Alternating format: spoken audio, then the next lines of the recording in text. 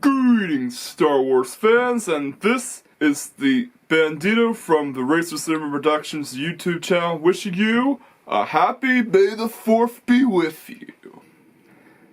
So yeah, because I had to do something for the occasion, and while I didn't have any LEGO Star Wars sets to build, I decided it would be best for me to take a look at Star Wars Shadows of the Empire on the Nintendo 64. Yeah, I don't have the original box, it's just the cartridge.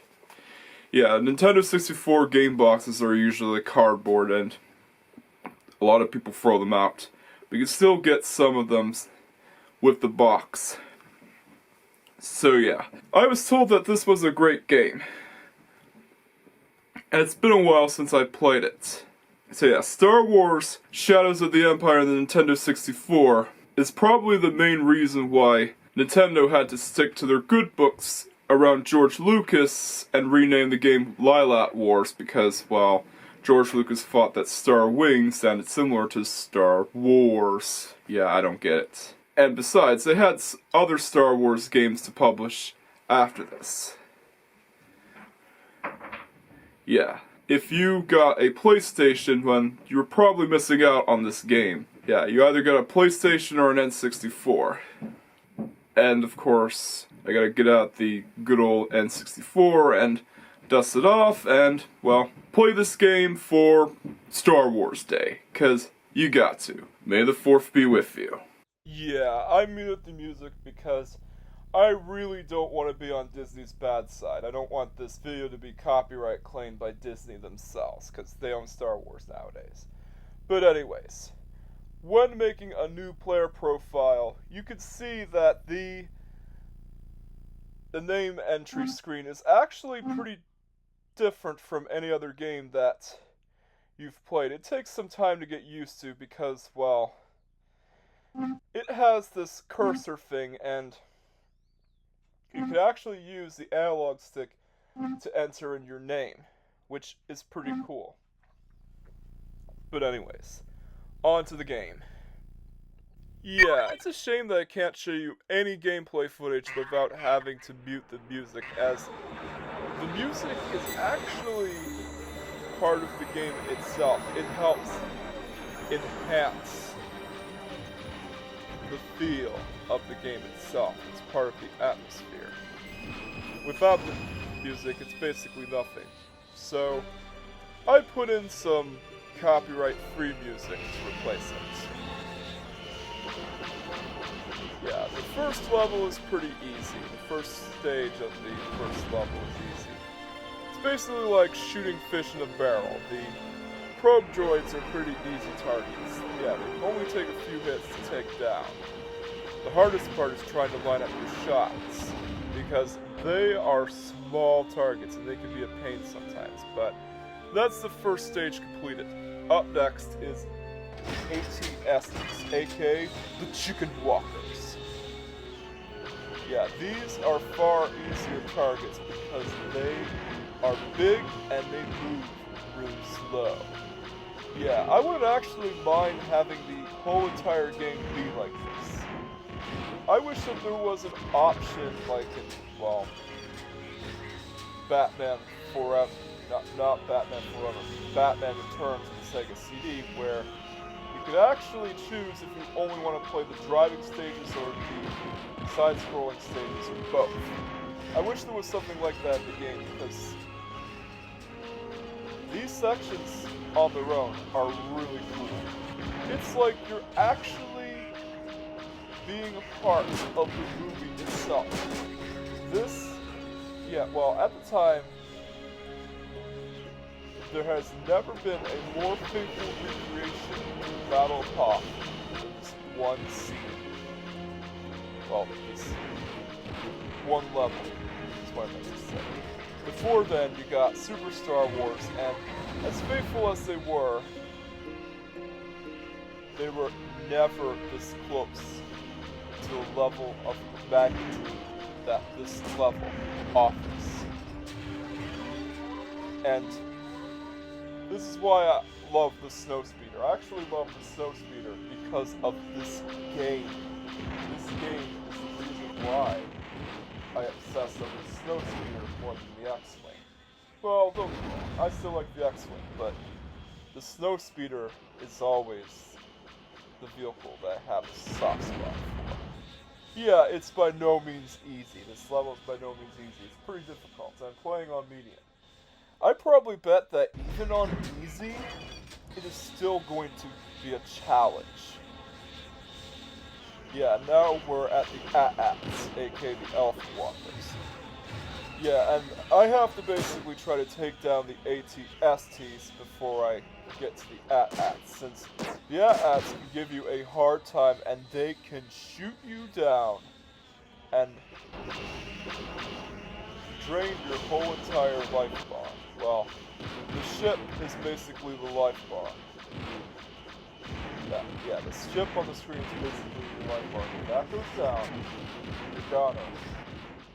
Yeah. So, whoops.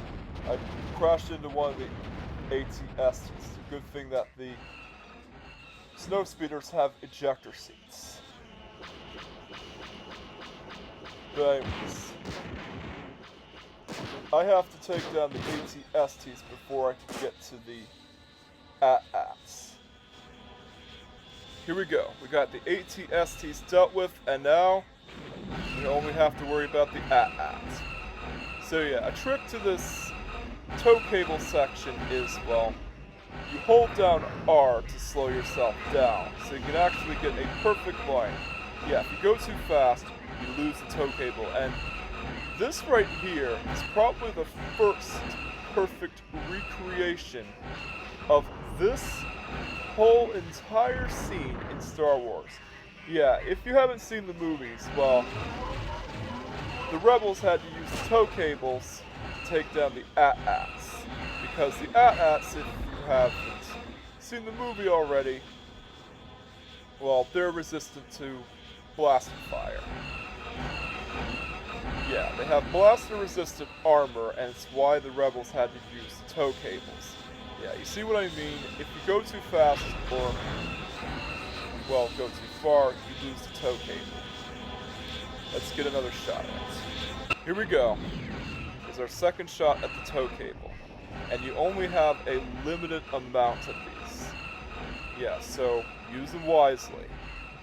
Yeah, like before, you want to hold down R so that you can actually get the tow cable lined up correctly. But be careful, because the AT-AT can shoot you down. And, as mentioned previously, or, well, I probably haven't mentioned it, I can't remember. If you do this while the AT-STs are still there, they will shoot you down. So, make sure you get the AT-STs taken down before you get to the AT-ATs. Here we go, we're up to the final stage of this level, and guess what? It's the hardest one of them all. I actually lost all of my lives the first time when I played this stage, because this stage has 2 AT-ATs and you gotta take them down. You only have 5 harpoons, so you gotta make sure you don't waste them all, because you need them to take down the AT-ATs. Yeah, you need the tow cables to take down the AT-ATs. Good lord, and like I said before, they'll try to shoot you down. The AT-ATs will try to shoot you down. So be careful. Good lord, we're getting swallowed by laser fire! Damn you, AT-STs. Made me lose another life. Finally got those pesky AT-STs taken down, and it was not easy. Now we got the AT-AT to worry about, so just throw one of the tow cables, and yeah, like before, you gotta hold down the R button to properly lay down the tow cable. It's really useful here. Just be careful when the AT-AT tries to fire on you, and it's got a laser cannon on the back. Yeah, these elephant walkers are hard to take down. Yeah, just like in the movies, they're immune to laser fire, and the only way to take them down is with the tow cables.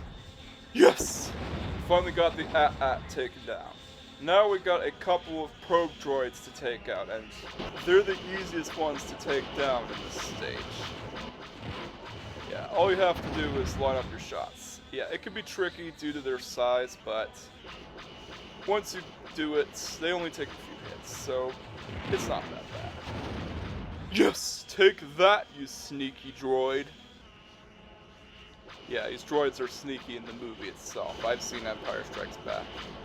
Yeah, like, sometimes if you're overhead, well, up in the air, it can be difficult to take them out. And we got the level finished. Now it's on to the third-person shooter section.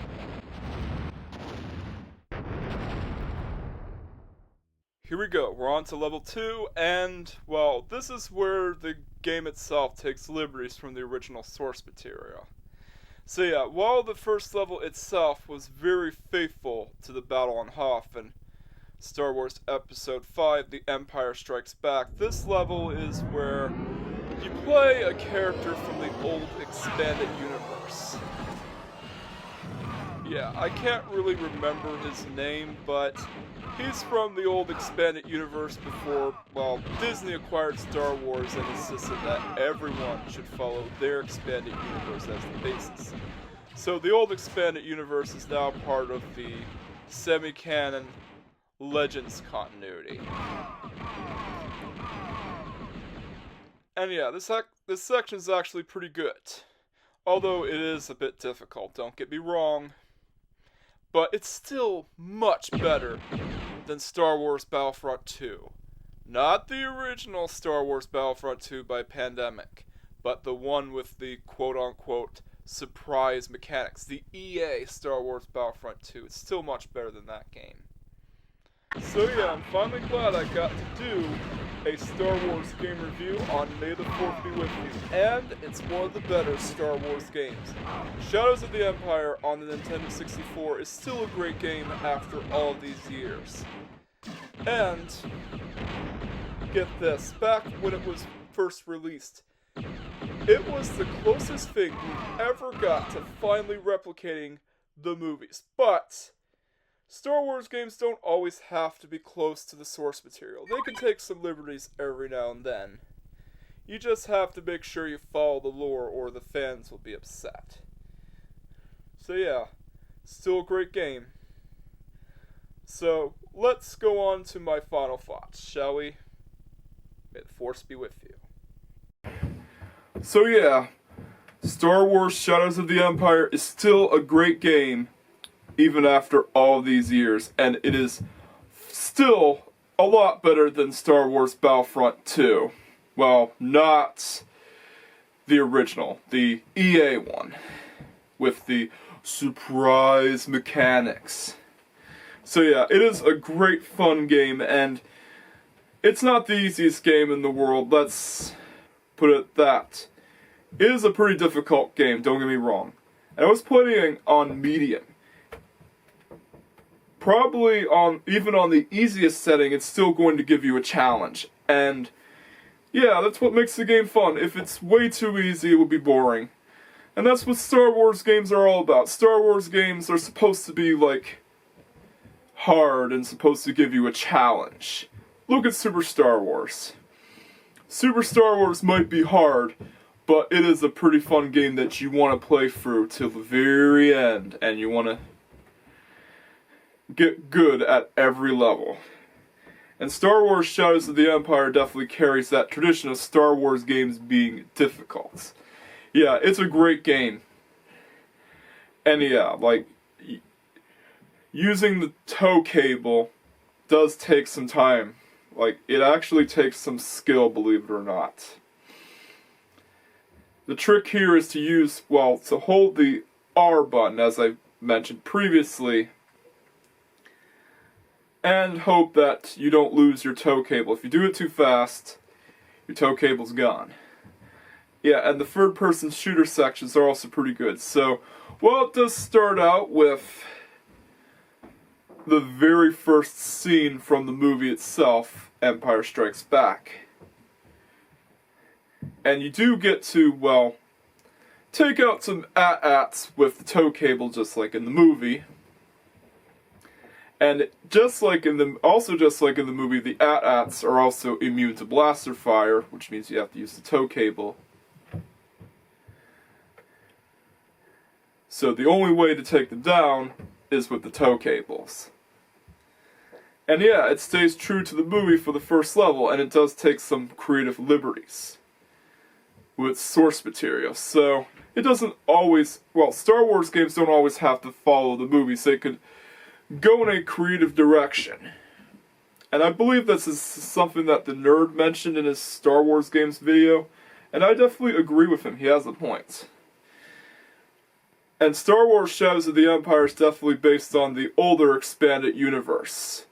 The universe that some people still prefer over Disney's expanded universe. And it's a shame that, well, N64 guys and Nintendo guys got a great Star Wars game. The PlayStation guys, on the other hand, got a fighting game that's not that great. But I do believe that Star Wars Racer would appear on both consoles later on. Yeah, so Shadows of the Empire, highly recommend you to play it, even if you are a die-hard Star Wars fan. Yeah, it's not just a great game for die-hard Star Wars fans, but everyone. And it gets a 9 out of 10. Yeah, and we got to experience the battle on Hoth in full 3D for the first time. Nowadays it's pretty much standard, even in Lego Star Wars. You would still have to experience the Battle of Hoth. Because it's mandatory that you have to have a level based on the Battle of Hoth in an Empire Strikes Back game, or it is an Empire Strikes Back.